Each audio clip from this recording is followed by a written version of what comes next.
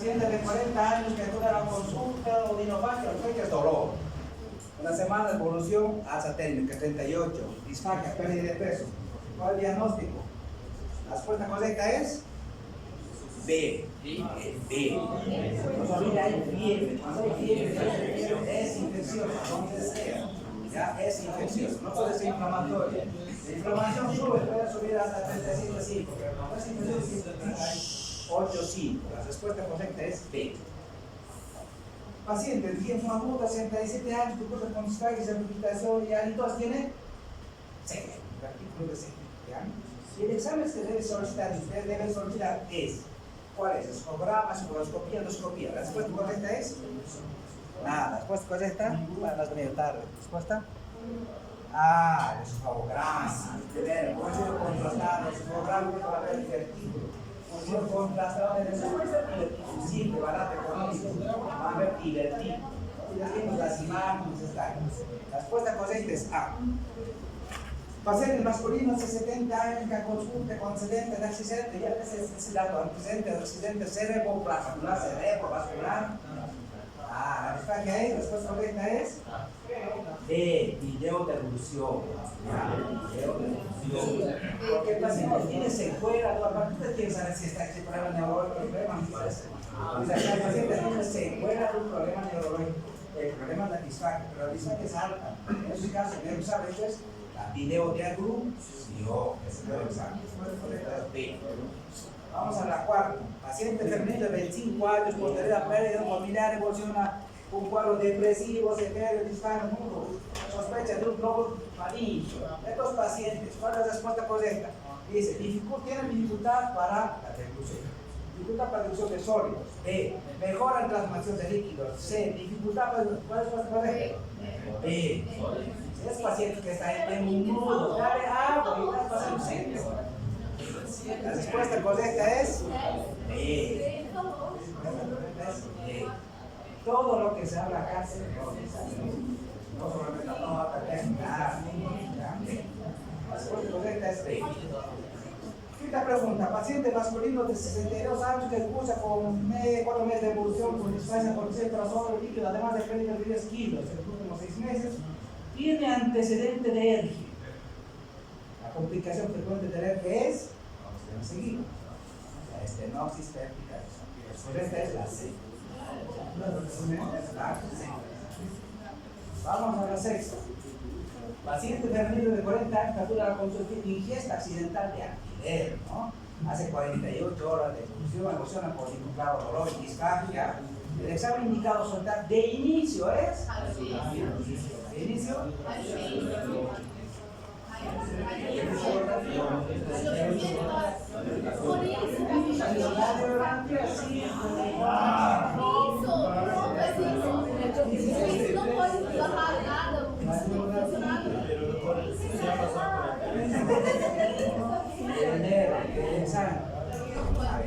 Es un examen de leopardo, es un protocolo que ustedes lo pueden ver.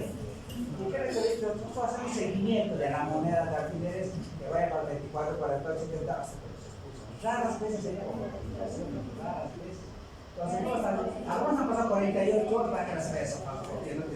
Además dice de inicio. ¿Cuál es el examen de inicio básico? Creo. No lo digo ahora. Ahí va a ver la moneda, ahí va a ver la ciudad. ¿Qué hemos dicho?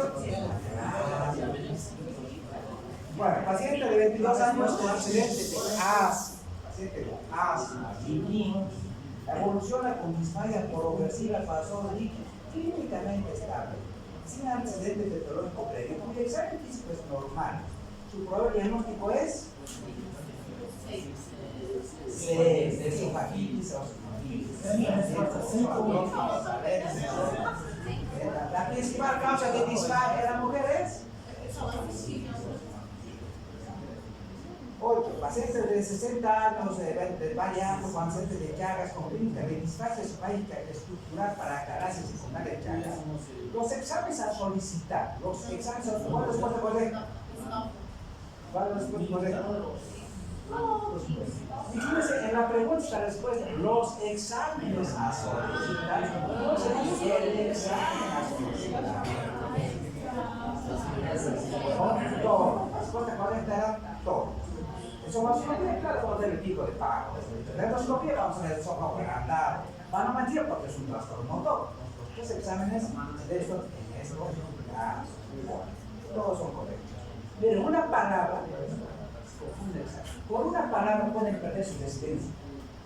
Por una pregunta, así es el examen. Entonces salen llorando, no, para una palabra, por una palabra. Porque aprenda a leer, a analizar todo el concepto. Ahí está la clave. Porque usted tiene esa especialidad, no se va a quedar con versos grandes. Ustedes tienen que ir allá. Para eso lo vamos a preparar.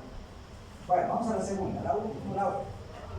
Dice, paciente femenina 44 horas con disfagia intermitente para sólidos líquidos sin pérdida de peso, o sea, dolor torácico, endoscopía, mira, endoscopía, manometría son normales. Su probable diagnóstico es una disfagia estructural, no, pues es endoscopía normal. Es una disfagia motora, no, porque la manometría es normal. Es una disfagia funcional. La respuesta correcta es B. Vamos a la 10. Paciente de 17 años. Masculino, ingresa con antecedente de ingesta accidental de huesos de pescado, todos los días llegan a emergencia, de 24 horas, opción con disfagia prosólica. ¿Qué examen le debemos solicitar? Nada, sabemos el hueso de polvo, pero no se ve nada. Esofagoscopía rígida. Hacer esofagoscopía, vamos a tirar huesos.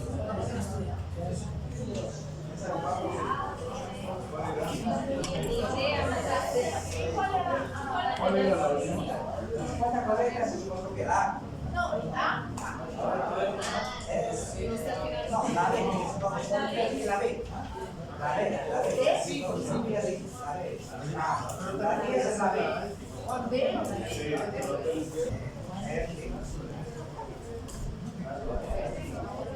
Gastroesofágico. Vamos a hablar de la N.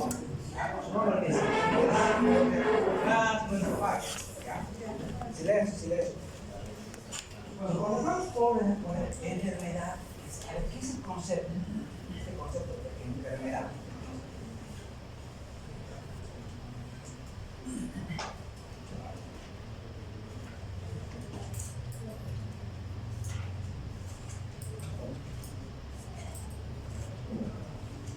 Debo entender dos cosas principales, ¿ya?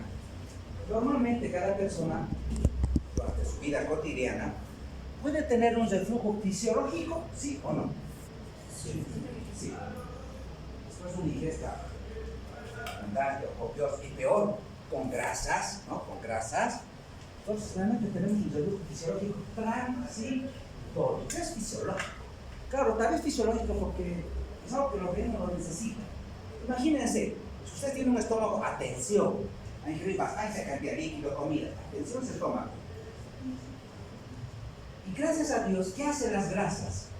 Se relajan el esfínter esofágico inferior, la Coca-Cola, los cítricos, las gaseosas, el café, relajes. Por eso es que cuando ustedes consumen café, los tienen que tener eructos muchas veces. Pues relaje el esfínter y no tiene, acaba muchas veces en pero durante ese tiempo se produce una relajación transitoria del esfínter esofágico inferior, probablemente ocasionado por los sufrimientos que ustedes han. Pero eso es fisiológico, porque es transitorio. Lo que vamos a ver nosotros es un reflujo patológico.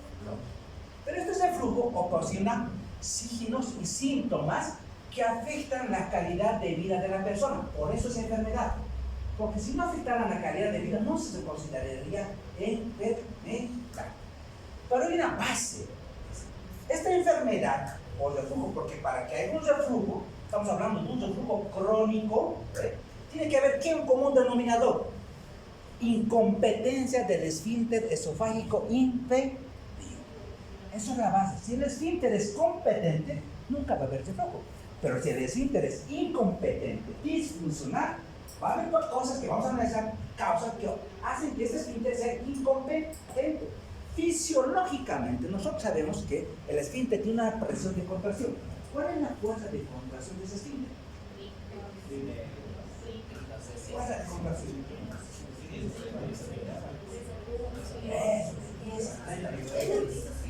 No olviden que durante la progresión del bolo, hay una relajación receptiva, se relaja el esfínter gracias al efecto parasimpático, gracias a la liberación de óxido nítrico y lo va a relajar, se relaja e inmediatamente pasa por el bolo, se contrae.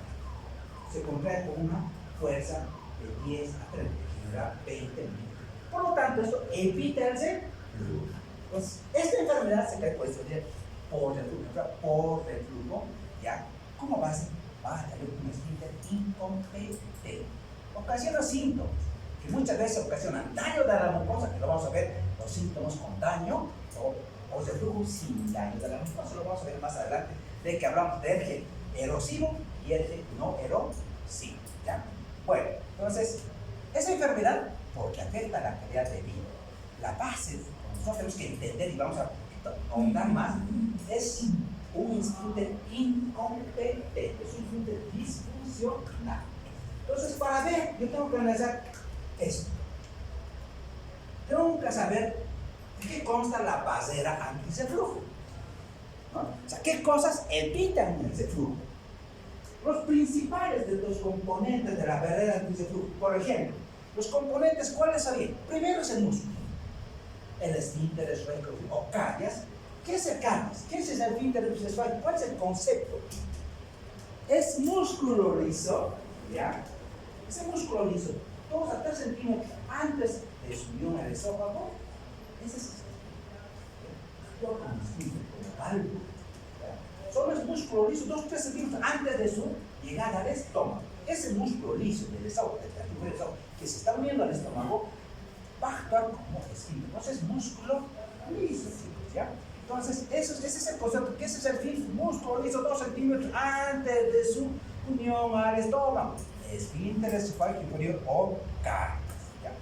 Entonces, ese es el principal componente, pero es el más importante. Porque este se contrae, se sale, se contrae, se sale. Este tiene una fuerza de contracción. Ahí es donde vamos a trabajar más. ¿Qué pasa con este músculo? ¿Qué cosas lo contrae? ¿Qué cosas lo relajan? ¿Ya? ¿Por qué se relaja? ¿Por qué se hace incompetente? ¿Por qué se hace disfuncional? ¿Por qué esa es la causa de que haga reflujo? Si este esfínter fuera competente, no hay reflujo. Entonces vamos a ver. El principal componente, el esfínter. El segundo componente, la crura diafragmática, el diafragma, los pilares del diafragma. El segundo componente. El tercer componente, los ligamentos freno-esofágicos. Miren, el diafragma está unido al esófago a través de estos ligamentos. Los ligamentos freno-esofágicos. Es el tercer componente. El cuarto componente, este ángulo de Gis, que forma el esófago y el punto de 45 grados. Entonces, esta es la vasera anatómica normal que evita el reflujo. Si es anatómicamente, por ejemplo, hay una alteración estructural que altera esta vasera. ¿Cuál sería? La hernia de hiato. No se olviden que el esófago entra a través de un orificio. En el diafragma, este orificio se llama orificio esofágico. El hiato esofágico. Por ahí ingresa y se combina con el estómago, ¿ya? Pero muchas veces, miren, el esófago está ingresando, se está uniendo al estómago, pero está fijo por quién? Por los ligamentos. Los ligamentos lo sostienen. ¿Qué pasa cuando una hernia de hiato? Puede ser por deslizamiento, parte del estómago, este fondo, por ejemplo en el tipo 1, se desplaza por el hiato, por este orificio, ¿verdad? Por este orificio, hacia cavidad torácica. Se desplaza, pues ya va por deslizamiento.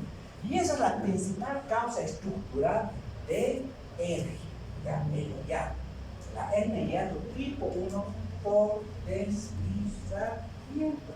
Si les preguntara, por ejemplo, de los 4 tipos de hernia, la principal causa de afección estructural es la hernia de hiato. ¿Cuál? ¿La 1, la 2, la 3, la 4? La 1. Porque hay por deslizamiento, hay paraesofágica, vamos a ver. Pero es la 1, la tipo 1. Entonces es la principal afección estructural. Después vamos a ver que este esfínter, hay muchas causas que relajan el esfínter, lo que se llama relajaciones transitorias del esfínter esofágico y genital. Eso vamos a ver. Fisiológicamente hay esta relación, pero transitoria. Pero esa es la vasera. Normalmente entre el esófago y el estómago tiene que haber un equilibrio. Hay un equilibrio. ¿Qué pasa, por ejemplo? ¿Cuáles son los factores defensivos del esófago? ¿Por qué ese reflujo daña el esófago? Porque es un reflujo ácido, ¿no? Pero hay cosas que dañan, pero hay cosas que lo van a proteger. ¿Qué cosas lo van a proteger? Primero el esfínter, el caries, ese músculo, ¿ya? Y toda la vasera. ¿Sería importante la peristalsis esofágica? Por ejemplo, una enfermedad sistémica, la esclerodermia, altera la peristalsis hepática. Hemos dicho que la peristalsis es un mecanismo de defensa. Se encarga del clearance hepático, de la limpieza del esófago. Si ese peristaltismo está alterado, va a haber reflujo. Porque no se olvide que todo el tiempo los alimentos se fluyen. ¿Y qué lo baja?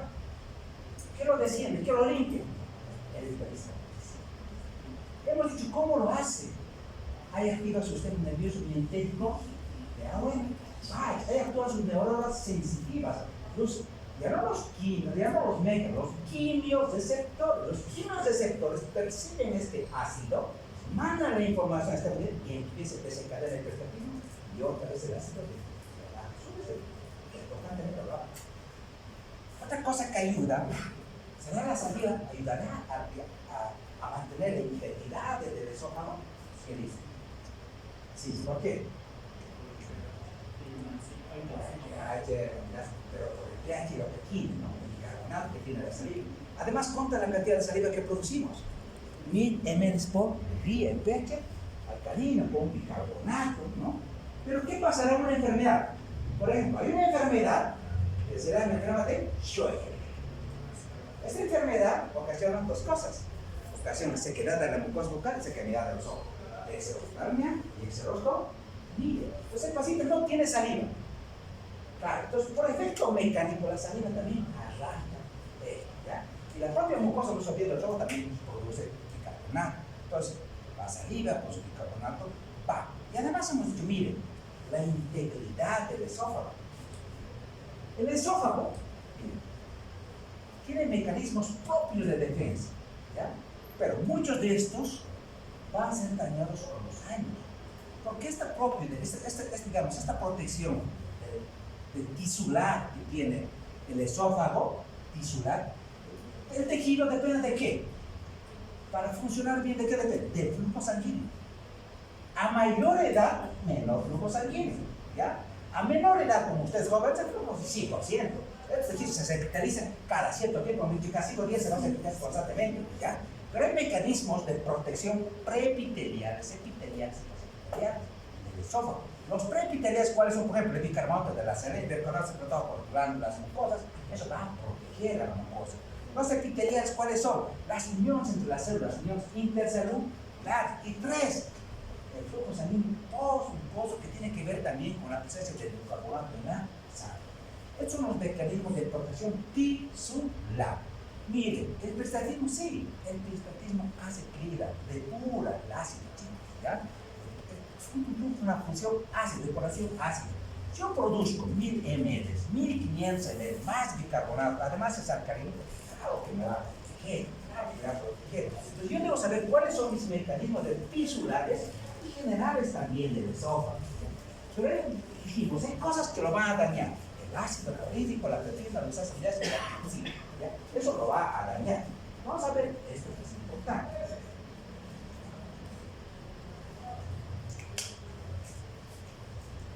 Por ejemplo, ¿qué cosas incrementan la presión del esfínter? ¿Qué cosas disminuyen la presión? Anatómicamente, fisiológicamente hemos dicho que el parasimpático, ¿qué va a hacer? ¿Relajo o agua? Relaja, porque la el parasimpático siempre es digestivo, lo va a relajar. El simpático lo va a controlar. Perfecto. Hormonal, hay hormonas que se relajan, sí, la gachera, la motilidad, están siempre lo van a relajar el esfínter inferior. Pero hay hormonas que lo contraen, la secretividad.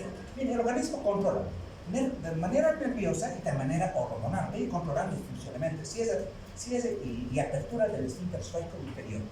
Pero hay cosas, hay alimentos que, por ejemplo, relajan. Por ejemplo, ¿qué alimentos contraen el esfínter? Las proteínas. ¿Ya? ¿Qué alimentos disminuyen la presión? Chocolate, las grasas, la menta, el café, la pimienta, el alcohol, el tabaco, ¿ya? Y la postura, obviamente. Pero los alimentos, esto lo relaja, ¿no? Por eso nosotros sentimos relajación y algo, ¿ya? Relajación y algo. Pero hay medicamentos que también, esto es importante, ¿por qué? Porque mire, mi paciente puede tener una enfermedad de flujo. Y resulta que mi paciente también es asmática. Y mi paciente asmática utiliza ¿qué? Tiofilina como broncodilatador, Pero resulta que la tiofilina los relaja el esfínter. Mi paciente va a tener, mire, un círculo vicioso, más reflujo, y el mismo reflujo desencadena el asma más o teofilina, más relajación, un círculo vicioso. ¿Ya? asma, nunca va a salir de la crisis. Pues, ¿qué hoy voy a hacer? Ojo, nada teofilina, se va a buscar por continuidad. Pues tengo que buscar medicamentos, por ejemplo, los nitratos, los nitritos, relajan el esfínter esofágico, ¿no? Pues eso es importante, porque el paciente puede venir con dolor torácico, un problema coronario, porque es típico que los pacientes con EPI tengan dolor torácico por reflujo, ¿ya? Pero uno confunde, me duele acá, doctor, tengo un dolor, tengo un sistema del corazón. Tranquilo, voy a dar un nitrato, le voy a dar un nitrito. ¿Cómo hacen los nitratos? Vasodilatar, pero la parte coronaria. Si es coronario, va a mejorar. Pero si es RG, ¿qué va a pasar? Va a empeorar. ¿Por qué? Porque los nitratos relajan el esfínter esofágico, pues va a haber más RG. ¿Ya? Pues va a haber más RG. Es importante que yo conozca, ¿no? Los casos antagonistas, nifedipino, todos los antidepresivos que tienen esta línea van a relajar el esfínter esofágico inferior. Por lo tanto, esto es importante en mi práctica, sí, sí. Porque yo debo preguntar ingesta de medicamentos en pacientes de la tercera edad. Todos tienen polifarmacias, tienen cardiopatía, tienen patologías. Yo debo preguntar. Porque, ¿cuál es el problema? El problema es encontrar la causa del problema. No tratar del síntoma, que es el problema. En este caso, el problema es como un síntoma. Yo debo saber qué lo está ocasionando. Porque si yo trato el problema, pues es buscar la causa. Y muchas veces, chicos, el problema está con los medicamentos o el problema está con los alimentos. Hay pacientes que han dicho, doctor, y todas las noches, tenía mucho eje, tenía todo pirosis de purificación. Pero ¿cuál era el vicio? El chocolate. Doctor, a mí los chocolates, ya los de azúcar, esos chocolates, los chocolates para ti, ¿no ven? Son tan ricos que cada noche me chocolate, sin eso no duerme. Claro, pero el chocolate que lo que está ocasionando es la ocasión del esfínter esofágico mayor. Los que ahora tenemos aquí, cero, ¿no? Cero chocolate, cero bebida, cero alcohol, ¿no? Entonces, a veces es importante. Ahora, ¿qué cosas son importantes también? ¿Qué medicamentos aumentan la presión del esfínter esofágico inferior? Todos los procinéticos. ¿Qué procinéticos ustedes conocen? Bueno, los procinéticos tienen tres características. Aumenta la presión del esfínter esofágico inferior, provoca el vaciamiento gástrico y el vaciamiento intestinal. Entonces se llaman procinéticos, promueven el tránsito intestinal. Si es en la cima, vacían abajo. Si es en el esfínter, porque aumentan la presión del esfínter esofágico inferior, vacían el estómago y vacían el intestino delgado. ¿Qué procinéticos cumplen esa función? Primero, la metoclopramida. Todos tienen metoclopramida, para el bono, metoclopramida, la domperidona, la cisaprida. Todos son procinéticos. Todos los días los hospitales utilizamos, la metoclopramida está con vómito. ¿Cuál es su función? Para evitar el vómito. Cesar la expresión del esfínter esofágico inferior. Entonces, estos procinéticos, ¿ya? Cisaprida, metoclopramida, lo que hacen es cesar el esfínter esofágico inferior. Y van a poner como vamos a ver seguir. Miren, este cuadrito también es interesante. ¿Qué les parece? A ver, analicen un poquito.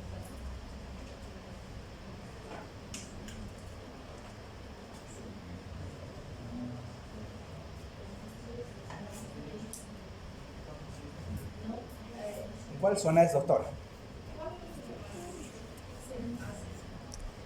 Vamos, tienen que empezar a discutir, doctor, para mí es esto, para mí es esto. Nada, tenemos que salir, chicos, nada, para mí este gráfico, cada gráfico nos tiene que servir para nuestra práctica. No está ahí, no, está ahí. ¿Sabes para hacer esto cuánto tiempo he trabajado? O sea, cada gráfico lo trabajo. O sea, no vengo, no hago un control copy, no, pues es expulsar con lo que hago, chicos, es que nada. Pero miren, este gráfico es muy importante y muy interesante. ¿Por qué? Porque si yo sé que el reflujo es lo que daña el esófago, yo tengo que saber qué componentes tiene ese reflujo.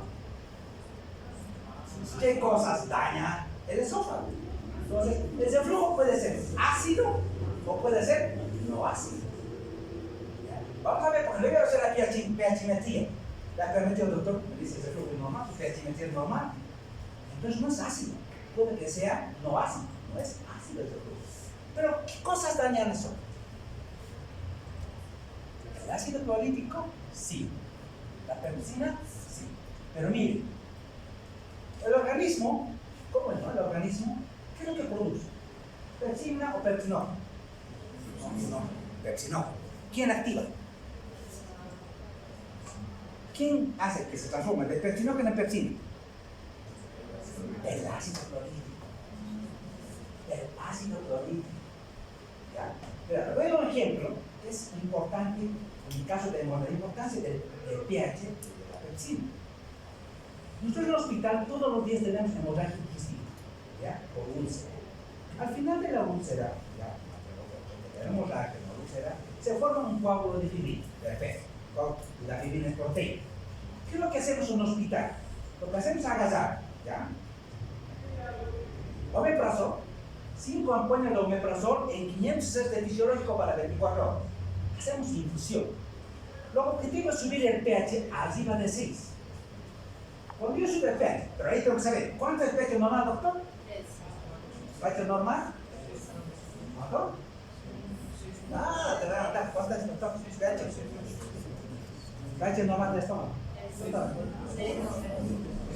2.0, chicos, de 1 a 3.5, 2.0 en promedio.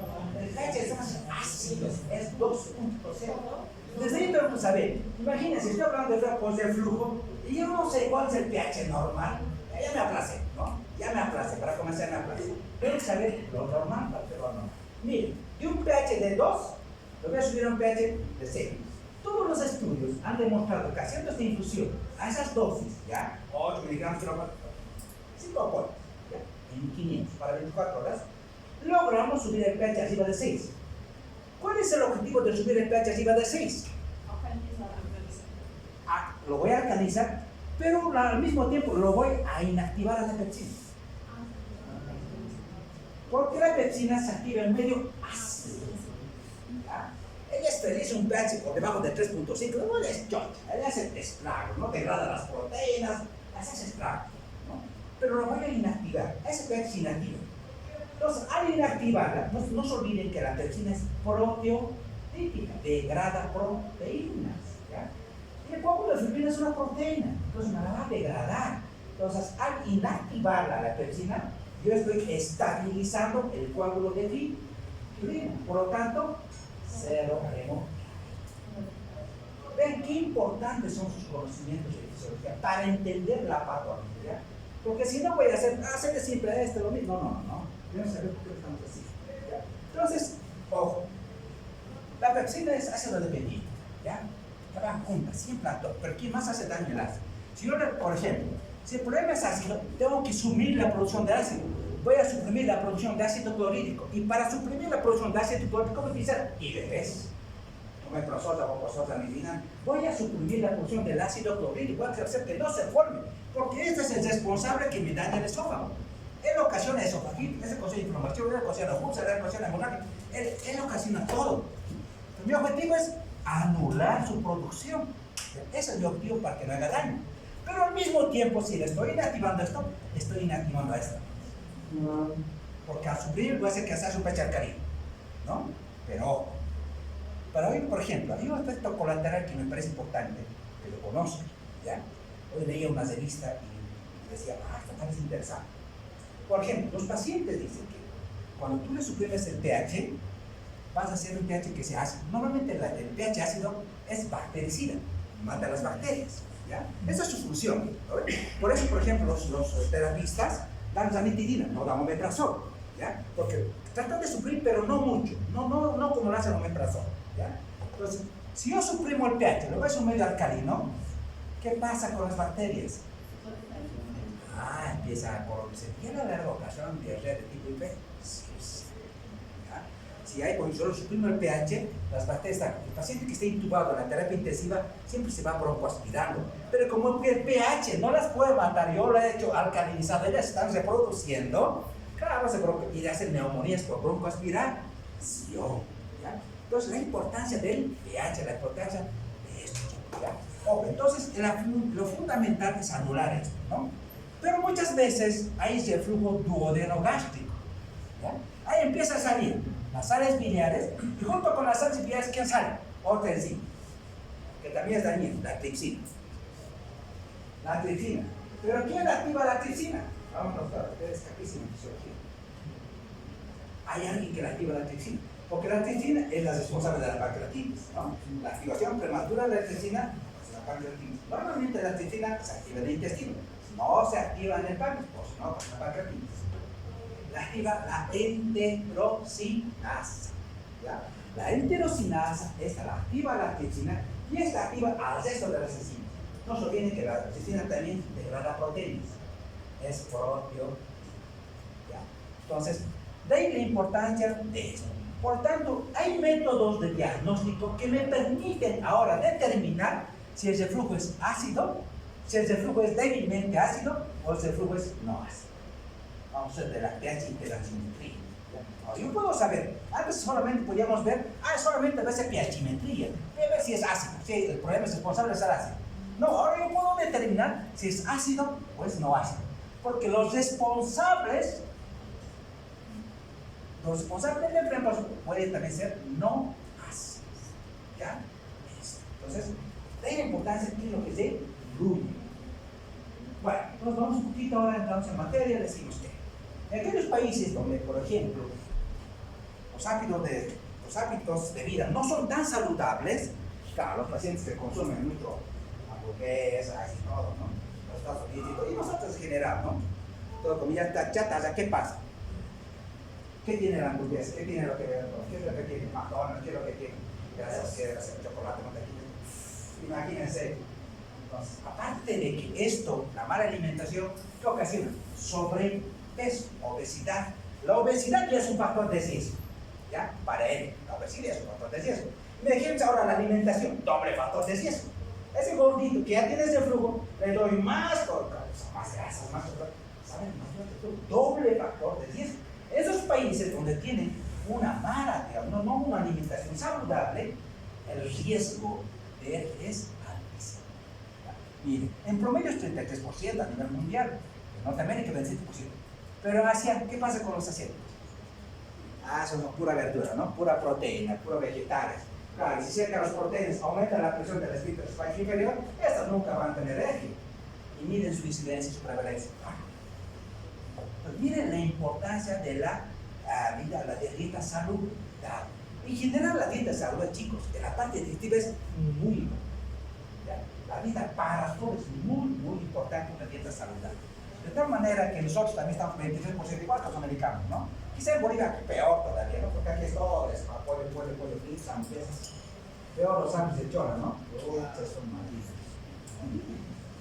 Bueno, entonces miren, los factores de riesgo. ¿Esto es importante? Sí, esto es importante, sí. ¿Por qué? Porque si yo no trato los factores de riesgo, no voy a solucionar el problema de mi paciente.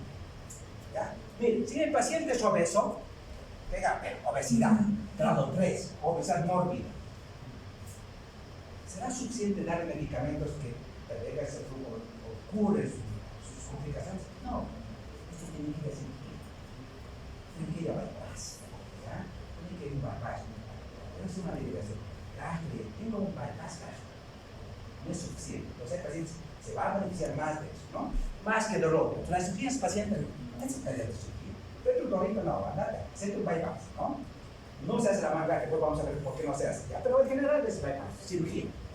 Pero hay cosas que a mayor edad, obviamente, a mayor edad, chicos, también muchas cosas. No solamente el esófago ya está desprotegido porque no tiene revitalización, no tiene glucosamina, entonces ya su mecanismo también ya ha sido dañado, ¿no?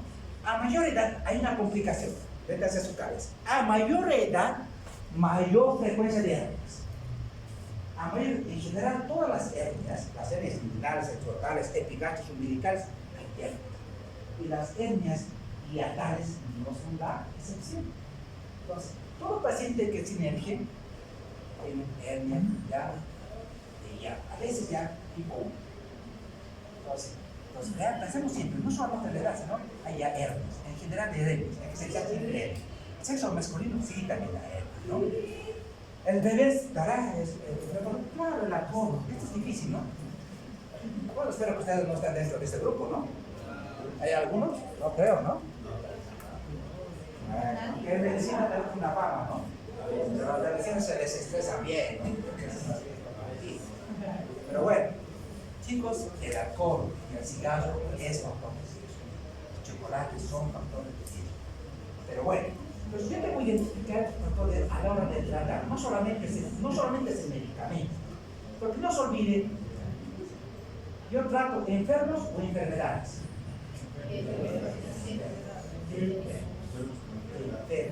Y el doctor no es igual a la doctora. Su peso de la doctora, su estómago no es igual que de la doctora o del doctor. Ni idea. Somos diferentes entre mujer, hombre, entre mismos hermanos unidos. Chicos, tratamos feo. Cada paciente tiene su particularidad, ¿ya? Sus comorbilidades. No, tratamos no tratamos no enfermedad. Ojo, ¿ya?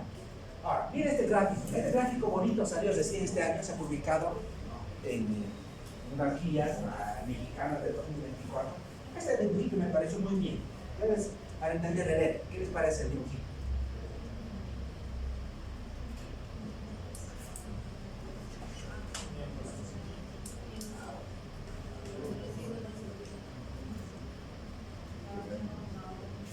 ¿Qué les parece? Muy bonito, lindo, miren. Acá sí va ahí. ¿Qué decimos? Hay cosas que ahora están trabajando mucho. Ya les cuento que es muy frecuente esta parte de la hipersensibilidad, vamos a ver, ya de la hipersensibilidad, hipervigilancia. Los problemas de estrés familiar, personal, social, lo que ha dejado el COVID en las familias, ha hecho que tengamos muchos problemas aquí arriba. El problema a veces está aquí arriba. ¿Ya? El problema puede estar también acá, en el aclaramiento esofágico. Si un aclaramiento esofágico ineficaz, ¿ya? Que no logra aclarar, que tiene comprometido su peristaltismo, va a tener él, obviamente, va a tener él, ¿ya? Cuando la resistencia epitelial también está alterada o muy sensibilizada, vamos a hablar en términos de hipersensibilidad, pirosidad, que es propio de las mujeres, ¿ya? Pero vamos, seguimos bajando. ¿Qué pasa con el esfínter esofágico inferior? Aquí están las hernias y ya, dispersa el flujo de gases, ¿no? Aquí están las relajaciones transitorias del esfínter. Seguimos bajando, el problema puede estar acá, miren, en el esfínter, o el problema puede estar acá abajo. Parece a mí.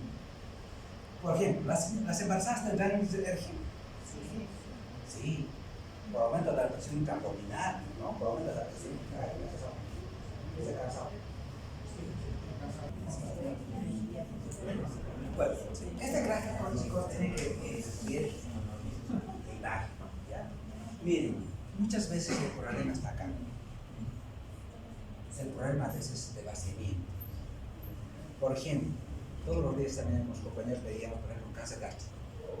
El cáncer gástrico se localiza acá, a veces en el antro, a veces en la primera porción del duodeno. ¿Qué va a hacer cuando, por ejemplo, el cáncer gástrico está acá? ¿Va a haber un vaciamiento gástrico normal? No. Pero este vaciamiento va a hacer que el estómago se vaya dilatando y va a hacer que el esfínter se disfuncione. Pues esto va a ocasionar reflujo. Pero el problema no está acá, el problema está acá. ¿Ya? Entonces los cánceres gástricos, las estenosis o inflamatorias o neoplásicas, van a comprometer esta parte. ¿Ya? El paciente que tiene obesidad, por ejemplo, ¿qué tiene? Aumento de la presión intragástrica porque come menosito, come mucho, aumenta su presión, pero también aumento de la presión intraabdominal, que hace que las embarazadas tienen aumento de la presión intraabdominal, también tiene ese flujo fisiológico durante el embarazo, ¿ya? Pero no solo el problema está acá, el problema también está acá. El paciente puede tener síntomas relacionados con reflujo, pero al mismo tiempo el paciente puede tener síntomas relacionados con patología gástrica. Tiene llenura precoz, tiene plenitud postprandial, se regurgita, vomita, pero mi paciente además tiene tiroides, tiene esa regurgitación, pero el paciente tiene otros síntomas. O a veces se superpone. No siempre viene así, ¿no? Como una sola patología, a veces viene con dos patologías. Pero, ojo, pues decimos, los mecanismos que ocasionan enfermedad por reflujo, en un gran porcentaje, en el 70%, quizá mayor, tiene que ver con la incompetencia del esfínter esofágico inferior. ¿Qué hace que este esfínter sea incompetente? ¿Qué hace que sea disfuncional? Esto, las relajaciones transitorias del esfínter esofágico. Si les preguntaran cualquier examen que ustedes dieran, la principal causa, el principal mecanismo de enfermedad por reflujo, tiene que ver con las relajaciones transitorias del esfínter esofágico inferior. Esa es la principal causa, ¿ya? Ahora, dice, un esfínter hipotensivo. Claro. Y yo sé cuánto es la presión normal del esfínter. Dice a 30. ¿Y cuándo es hipotensivo? Pues ya sabe. Entonces, un esfínter hipotensivo, pues menor de 10. Eso también predispone a relajación, a incompetencia. ¿Qué más lo hace incompetente? La hernia. Cuando colapsa. ¿Pero qué tipo de hernia? El tipo 1. ¿Qué tipo de hernia hace el disco incompetente? La hernia tipo por deslizamiento o tipo 1. Listo. Vamos. El problema puede estar a este nivel. El problema puede estar en el esófago por la depuración. Y acá vamos a un poquito más de hipersensibilidad. O el problema puede estar con el vaciamiento gástrico. El problema está muy alto. Miren, hay otro gráfico, miren, bonito también que ilustra esto, para que ustedes puedan entender.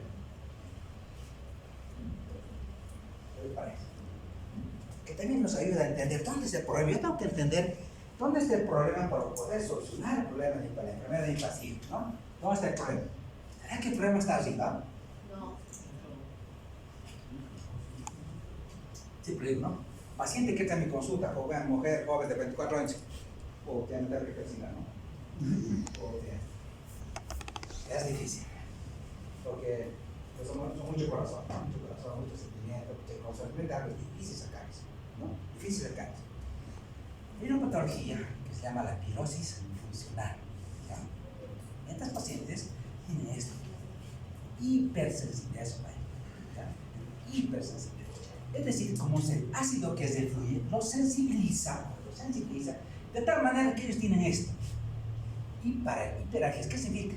Una reacción extrema que nosotros normalmente no la sentimos, pero esta paciente sí, ¿ya? Tiene una reacción exagerada al dolor, ese es el plus, lo exacerba muy importante, ¿no?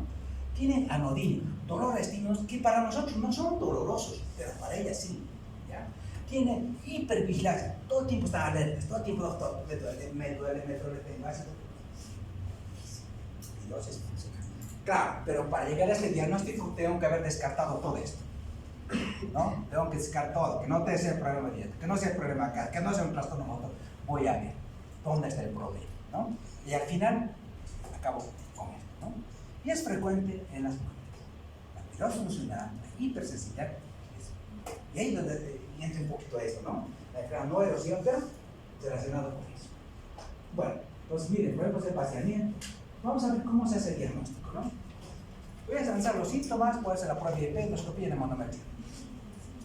Los síntomas. Yo como médico, o sí, chicos, ay caramba, se ve muy grande.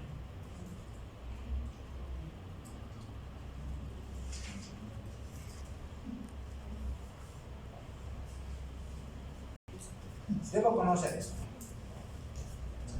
¿Qué es pirosis y qué es el pirosis? Esos son los síntomas capitales. Si yo no sé la definición, ya me perdí. No sé, ¿de qué me estará hablando el doctor? ¿No? La hernia se caracteriza por dos cosas. Pirosis. Pero doctor, ¿qué es pirosis? ¿Qué es el ¿Será lo mismo que es diferente? No, hemos dicho lo mismo. No es lo mismo hablar de odinofagia que de disfagia. No, imposible, no puedo equivocarme. Ahí ya me aplacé, no puedo equivocarme. Porque cada uno traduce algo. Cada uno significa algo. Y es lo mismo. Pirosis, ¿qué es y qué traduce? La pirosis es una sensación de ardor, dolor retroesternal, ¿ya? Que te va desde la epigastria hasta la garganta. ¿Qué traduce? Lesión de la mucosa. Lesión de la mucosa. ¿Qué hay de lesión de la mucosa? Le duele porque hay lesión de la mucosa, ¿ya? Porque hay pirosis. Pues doctor, bueno, tengo acidez, tengo agrega, tengo dolor acá, que me suba hasta acá para la garganta. Ahí hay pirosis. Perfecto, ¿no? Regurgitación. Hay síntomas de la comida sin esfuerzo o con el estómago hacia la boca. Sí, doctor, devuelve constantemente, usted devolviendo. Claro, ¿esto qué traduce? Incompetencia del esfínter esofágico. Cada uno significa algo, ¿ya? Y otro, el paciente tiene dolor torácico. Es el que se confunde mucho con síndrome coronario. Uno de los diagnósticos diferenciales de un problema coronario es la enfermedad por reflujo. Es la enfermedad por reflujo, porque da un dolor típico. Claro, se fluye, ¿qué hace el organismo? peristalsis. Y el paciente siente como dolor. Estos son los síntomas capitales. Pero ojo, yo tengo que estar atento a otros síntomas. Si mi paciente dice, además, por ejemplo, si mi paciente tuviera, digamos, pirosis, tiene regurgitación, tiene todo, pero además tiene odinofagia, ahí es otra cosa. Si mi paciente además tiene disfagia, tiene estenosis. Si mi paciente además tiene llenura, tiene problemas de envejecimiento. O sea, los síntomas me van a orientar dónde se problema. Ahí está la clave, ahí es donde ustedes tienen que trabajar. ¿Ya? No es aprender esto de memoria para el examen, sí, de memoria. Pero, ¿qué es? ¿Para qué sirve? ¿Qué te está indicando? Ahí es donde se tiene que ir. No aprendes a memoria, pero no me interesa. Pero decir que sí, se caíste por pirosis, recurritación, ya aprendí doctor el examen, listo. No, mañana pasado lo miraste. No tiene sentido. No tiene sentido. Tengo que saber cuál es el concepto, qué significa y qué me está indicando. Cada síntoma traduce algo diferente. Disfagia, estenosis. Odinofagia, esofagitis. Pirosis, es el flujo. Llenura precoz, vaciamiento. Esa es la clasificación que siempre maneja la inmunidad desde 2016, síntomas esofágicos, síntomas de estos. Esto es lo típico, ¿no? Pirosis, esto es lo típico. Miren, estos son los con daño de la mucosa, ¿no? Vamos a ver de esofagitis. Cuando hay un flujo ácido, este ácido obviamente va a dañar la mucosa porque hay una incompetencia crónica de larga data. Un paciente con una hernia de hiato, ese flujo va a ocasionar ¿qué? Lesión de la mucosa, y esa lesión se llama esofagitis erosiva, inflamación del esófago. ¿Ya? Tiene, aparte de los otros, el paciente puede tener esto, pero se traduce con odinofagia. Vean la importancia del síntoma. ¿Ya? La importancia del síntoma. Ahora, el paciente, si tiene ese flujo, va a tener estenosis y va a tener disfagia. Su paciente, si tiene cáncer, ¿tendrá disfagia? ¿Qué dice el doctor? Si tiene un adenocarcinoma, tiene disfagia progresiva y está. Muchos adenocarcinomas son de tercio distal. Ahora son más frecuentes. Vamos a ver, los cánceres son de tercio próximo y tercio distal. El tercio distal tiene que ver con adenocarcinoma. Por reflujo, por hernia, por obesidad, por todo. Claro, como he dicho, la disfagia con trastorno estructural, hay un tumor que está creciendo en la parte distal, me está obstruyendo, ¿no? La parte distal del esófago. Claro que va a ocasionar, ¿no? Ocasionar disfagia. Ahora, estos son otros síntomas, por ejemplo, su paciente puede no venir por esto, pero puede venir por esto. Ayer me llaman, a ver, por ejemplo, ahí esta semana dos me han consultado, ¿no? Doctor, estoy con problemas de familia y no sé qué me pasa. Y en la noche, me hago, doctor, me hago. ¿No? Me dice, ya me he levantado 2 veces, casi me muero. ¿Qué lo ocasionó? Ese flujo. Ese flujo me ocasionó casi más pasmado. Entonces, ese flujo ocasiona síntomas respiratorios. En este caso puede ocasionarte laringitis aguda por reflujo. Si tu paciente tiene por tos crónica, está tosiendo, el problema no es el pulmón, el problema está en el reflujo, el problema está en el esófago. Si tu paciente tiene crisis asmáticas a repetición, el problema está en el reflujo, chicos, ¿no? Pero corten el círculo vicioso, no le den que frío, corten el círculo vicioso, ¿no? Hay que cortar. Si tu paciente tiene erosión fetal, el problema es eso. Muchos pacientes vienen con síntomas respiratorios. Por eso que esta mañana en la consulta con los chicos digo, en la práctica usted tiene que identificar síntomas primarios y síntomas secundarios. ¿Cuáles son los síntomas primarios? Los que han motivado su internación. El paciente viene por un síntoma principal. Nosotros, yo debo saber identificar cuál es el síntoma principal. Si no, me voy a perder. Si no, voy a pedir todos los exámenes, debo ser gastar dinero en mi casa. ¿Qué motivó su internación? ¿Cuál es su síntoma principal? Me voy a rezar eso. Por ejemplo, si mi paciente vino por pérdida de peso, ¿qué pasó? Doctor, hay enflaquecido.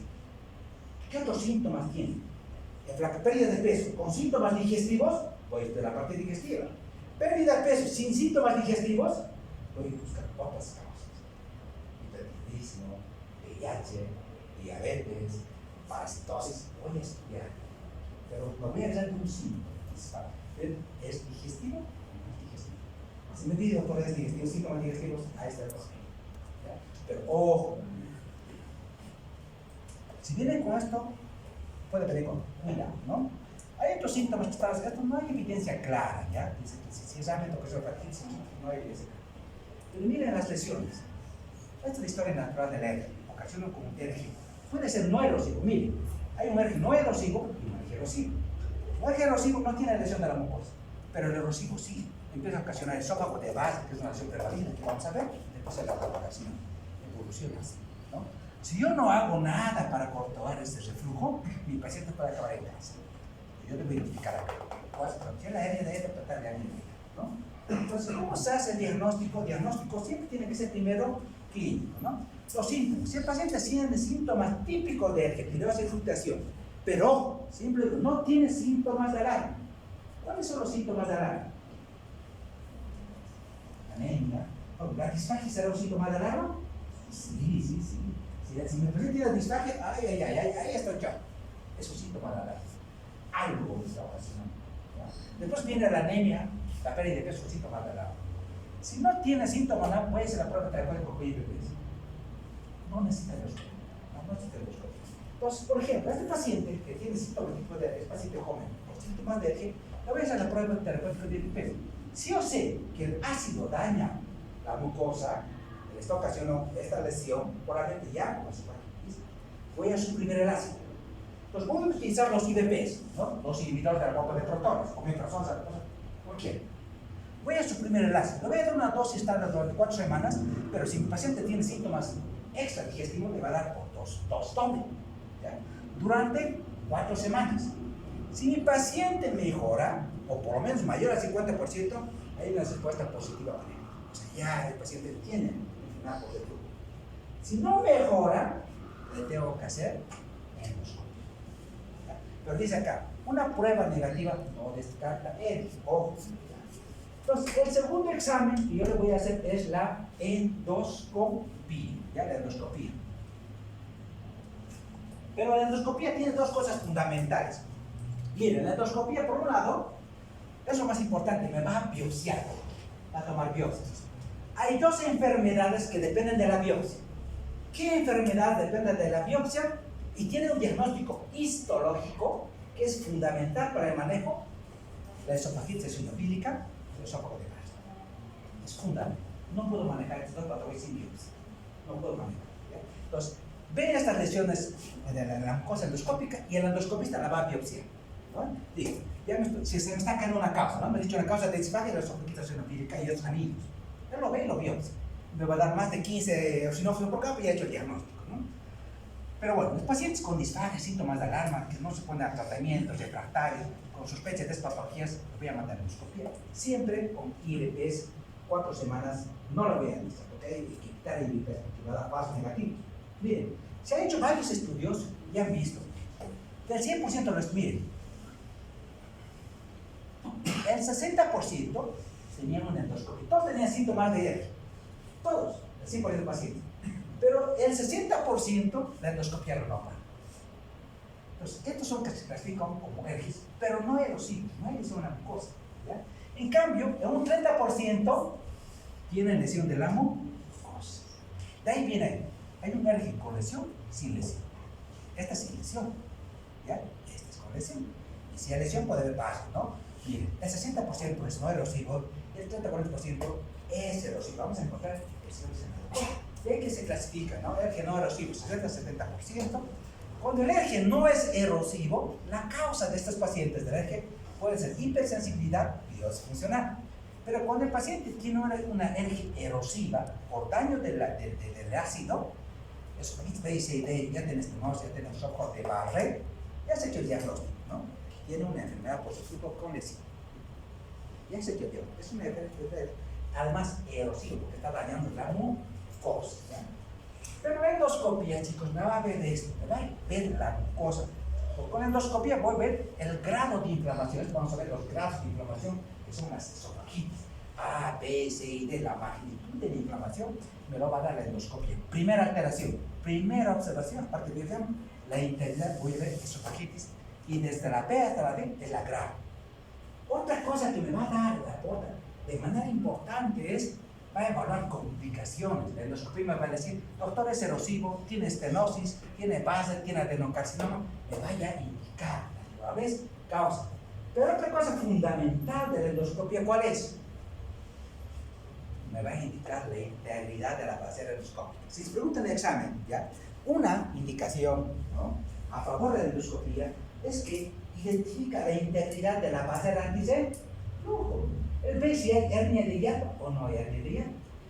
Entonces, en retroversión, ¿no?, va a ir viendo, en retroversión, este orificio cada vez se va abriendo más y más, ¿no? Y dice, van a ver, ¿hay disrupción de la pasera o no hay disrupción? Pues miren, la hernia de hiato lo puedo yo identificar por endoscopía. Ya hemos dicho, una causa de ese flujo es la hernia de hiato. Y la endoscopía te lo va a identificar. Entonces yo tengo que saber cuáles son los beneficios de la endoscopía. Lesión de la mucosa, complicaciones, hernia de hiato. Y biopsia, se ve eosinofilia y se va. Eso es importante. Que yo sepa eso, ya no hay. No, ya sé eso, solo eso necesito saber, no necesito saber más nada, ¿no? Solo eso. Entonces, las pruebas funcionales ahora son, ¿no? Ya tengo síntomas, tengo endoscopía, pero quiero ver si esa lesión, ¿ya? En el caso de que, digamos, la endoscopía fuera normal, o una endoscopía normal, no descarté, porque puede ser no erosivo. Entonces, quiero ver otra prueba. Tengo que ver el pH, que si es pH positivo o pH negativo. Entonces, el primer otro examen que voy a ver es la pHimetría de 24 horas. Voy a medir el pH. Ya le voy a poner una sonda con sensores de pH al pacientito, con Holter. Va a estar durante 24 horas y monitorizar todo el pH de ese esófago, ¿no? Va a ver cuántos eventos de ese flujo tiene 24 horas, cuánto es el tiempo de exposición ácida, si está asociado con sus síntomas. Se va a hacer una interpretación, una lectura de ese pH. De ellos, lo que nos interesa a nosotros es esto, por ejemplo, el tiempo de exposición ácida, ¿ya? Dice, cuando el tiempo de exposición ácida es mayor al 6%, es patológico. Está confirmando que el paciente tiene una además, es mayor al 6%, y el tiempo de exposición es mayor. En esos pacientes, ojo, ¿ya?, donde no es concluyente, a veces es necesario hacer el pH. Entonces, miren, ya con una pHimetría, endoscopía más pHimetría, voy a confirmar con las lesiones y con el pH, un pH con tiempos mayores al 6%, estoy confirmando el diagnóstico de la hernia. Pero solo la pHimetría mide el reflujo ácido. Hemos dicho, hay ácido y no ácido, ¿ya? Este mide el reflujo ácido, pero me mide durante 24 horas. Entonces lo voy a colocar de esta manera, ¿no? Sensor de pH, el equipo de Holter, voy a monitorizar y voy a hacer la interpretación. El tiempo de exposición es lo que me interesa. Pero quiero monitorizarlo durante 96 horas. Entonces viene la cápsula Bravo. Se inserta una cápsula en el esófago con endoscopio. Esta capsulita que está en la parte distal del esófago se llama la cápsula Bravo. Va a medir el pH durante 96 horas. Si yo, digamos, en 24 horas no es concluyente, puedo utilizar este método durante 96 horas. O sea, si durante 24 horas ya puedo determinar si es pH ácido o no ácido, durante 96 va a ser mejor, ¿no? Solo es costoso, ¿ya? Solo es costoso. Igual, solo mides el flujo ácido, solo mayor tiempo. Pero, ¿cuál es el más importante? ¿Cuál es el estándar de oro para medir ese flujo ácido o no ácido? La pH más la impedancia. Miren, estos canales, estos sensores de pH, que colocan una sondita al paciente, pero también tienen sensor de impedancia, ¿eh? Estos sensores de impedancia me permiten, ¿ya?, la pH más impedanciometría, una sola cosa, medir el pH ácido y no ácido, ¿ya? Estos anillos de impedancia, miren, los clasifican si el flujo es ácido, menor 4, es de pigmentación, es alcalino. Además me dice si ese flujo es gaseoso, es líquido o es mixto. Entonces, la pH impedanciometría es el diagnóstico de oro en el diagnóstico de hernia. Pero no siempre está la casa, es costoso. ¿Le hago manometría o no? Sí, vas a manometría. Siempre y cuando yo no haya llegado al diagnóstico y usted es especial de un trastorno motor, ¿no?, o al paciente, ¿no?, todo paciente con hernia que va a ser sometido a la cirugía debe hacerse manometría, pregunta de examen, ¿ya? Todo paciente con todo paciente que va a ser debe ser manometría. ¿Por qué? Porque si yo opero a un paciente con trastorno motor, lo que le dice por la no es. es más complicación. Entonces, tengo que asegurarme que su problema no sea trastorno motor. Además, si tuviera trastorno motor, ¿sabe el cirujano? Si el paciente realmente se quiere una cirugía, va a ser otro tipo de cirugía. Va a ser la multiplicatura no total, va a ser parcial. Entonces, eso es importante, ojo, de ahí más que toda la importancia de la manometría, descartar un trastorno motor, que no haya problema de la peristalsis, del esfínter, ¿ya? Antes de la cirugía, todo cirujano pide la manometría. Si esto está alterado, la técnica ya no hace la multiplicadora total, sino la parcial, ya no la total. Bueno, entonces, pues yo ya he llegado al diagnóstico y tengo una enfermedad, ojo, ¿no? Por endoscopía tengo esos piquitos de IC, por pHimetría más impedaciometría, tengo un tipo de mayor 100%, y he hecho el diagnóstico de EDI, ¿no? Ahí tenía este flujograma donde yo puedo hacer diagnóstico, dispositivo para la norma, he creado por el diagnosticado, PCID, y tiempo de expresión mayor 100%, ya sea por pH impedaciometría, he hecho el diagnóstico de EDI, creo que el flujo Caclerón, sí, eso dicen las últimas guías que han salido este año, ¿no?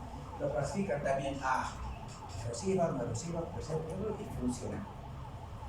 ¿Cuál es el tratamiento? ¿Qué debe hacer en el tratamiento? ¿Modificar su estilo de vida? Claro, la dieta farmacológica. La dieta sería importante. Yo tengo trabajar con los factores de sí o sí. Es lo que es importante. Si es chocolate, café, sacar bebidas, trabajar también. No solamente es medicamentoso, chicos, es también acá, bajar de peso, ¿no? Hacer que no está con sobrepeso, elevar la cabecera para evitar ese flujo, evitar elementos que me relajen el esfínter inferior cístico del casero. Hay que trabajar en la parte nutricional. Lo más importante es la supresión del ácido.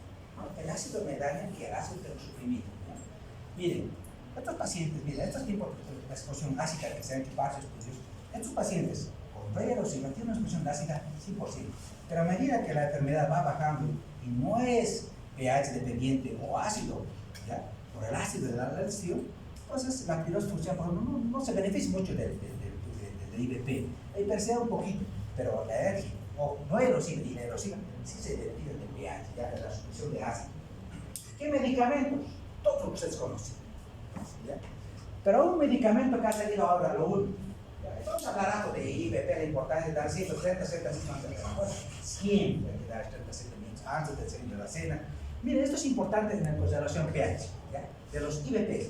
Si nosotros comparamos tres medicamentos, el omeprazol, miren, el omeprazol mantiene el pH intragástrico mayor a 4 durante ¿cuánto tiempo? 10 a 14 horas. Yo le voy a dar zanitidina. ¿Cuánto tiempo voy a mantener el pH intragástrico? 6 horas. Yo prefiero dar omeprazol, de ahí ya se me cayó la zanitidina, ¿ya? Todos los estudios demuestran esto. Pero miren, el último IBP, los famosos PCAPs que han salido, ¿ya? El vonoprazan, la peprazan, el ticoprozan, estos son los IBPs ahora de moda, ¿ya? Todos los esquemas se están incorporando, ya está llegando acá, y en México y en Chile. Miren la importancia de estos IBPs, ¿ya? Elevan el pH intragástrico arriba de 4 durante 24 horas. Son mucho más potentes, ya tiene una vía probática 4 veces más. La primera dosis suprime el ácido, son rápidos, potentes, y no necesitan alimentarse antes o después de los alimentos. Los medicamentos, estamos mejorando las tasas de liquidez del Helicobacter altísimas. Si antes aplicábamos al 80%, ahora estamos llegando al 95%. ¿Por qué hacen esto? Porque, ¿qué pasa con el Helicobacter? El Helicobacter en las gastritis, se crea un medio alcalino, el hilo es un medio alcalino, ¿no? Se crea una nube de amonio, eso vamos a ver, ¿no? ¿Qué pasa con los IBPs? Si yo suprimo la producción de ácido, ¿qué estoy haciendo? Voy a alcalinizar su medio donde vive. Le voy a crear un falso hábitat. Y es feliz, ¿no? Qué bonito, me ha creado un falso hábitat, ahora me voy a hacer por sí mejor. Y ahí le pego con salpillero. Plum. Entonces, mientras más supresión, más erradicación. Entonces, estos medicamentos, ahora en todos los casos están entrando los PK2. Estos suprimen, mira, si durante 24 con una dos puedes suprimir el pH así, esa magnitud, no, pues las tasas de que se han subido, ¿no? Los japoneses han comenzado a utilizar, todos los protocolos están empezando a utilizar esto, ¿no? Los PK, ¿verdad? Los PK. Ya el omeprazol ha pasado a la historia, ¿no? El segundo que ha pasado en los hospitales estamos utilizando ahorita es omeprazol, ¿no? Ustedes van a escuchar, es omeprazol. ¿Qué es omeprazol? A ver, ¿qué me dicen? ¿Por qué es omeprazol? Vamos a empezar, ¿no? ¿Por qué omeprazol?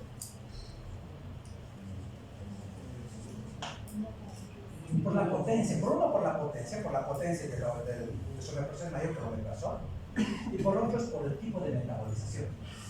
¿Ya? El omeprazol se metaboliza por las enzimas GIPS 490, por el epinérico, tiene metabolización hepática. El omeprazol no tiene metabolización hepática. Hay estudios que han hecho en México, en Colombia.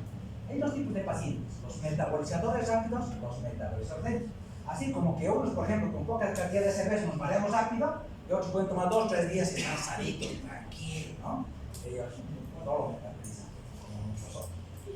Entonces, unos metabolizados rápidos lo eliminan rápido el fármaco, el omeprazol. Si su paciente tú le das omeprazol y el doctor es metabolizado rápido, lo va a eliminar rápido el omeprazol. Por lo tanto, su acción va a ser nula.